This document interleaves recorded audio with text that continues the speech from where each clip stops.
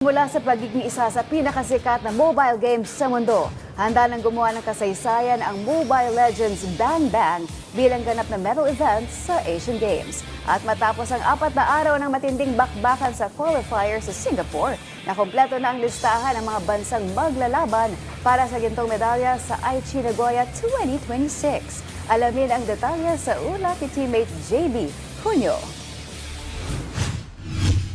Nagwakas na ang Mobile Legends Bang Bang 2026 Asian Games Qualifiers na ginanap sa Resorts World Sentosa sa Singapore noong June 18 hanggang 21. Sa kompetisyon, pinaglabanan ng mga kupunan mula sa iba't ibang panig ng Asia ang limitadong pwesto para sa kauna-unahang pagkakataon na mapasama ang MLBB bilang opisyal na medal event sa Asian Games. Kabilang sa mga qualified countries ay ang Pilipinas, Cambodia, Indonesia, Myanmar at Malaysia mula sa Southeast Asia.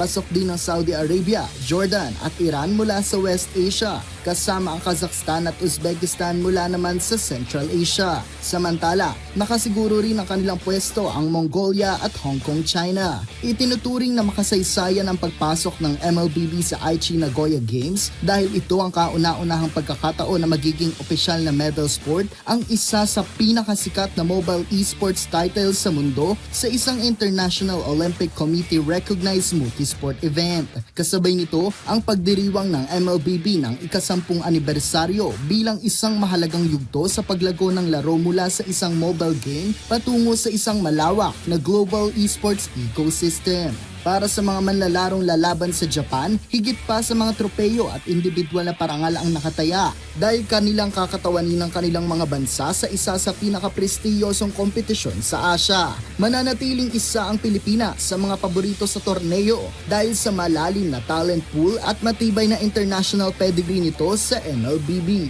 Ngunit ipinakita rin ng qualifiers na patuloy ang pag-angat ng iba pang mga rehiyon tulad ng Cambodia na nagpakita ng matinding pagganap sa kanilang landas patungo sa qualification. Sa pagtungo ng MLBB sa bagong kabanata nito sa Asian Games, aasahan ang mas matinding labanan para sa karangalan, medalya at para sa pride ng kanilang bansa sa Aichi Nagoya 2026. JB Junio para sa Atletang Pilipino, para sa Bayan.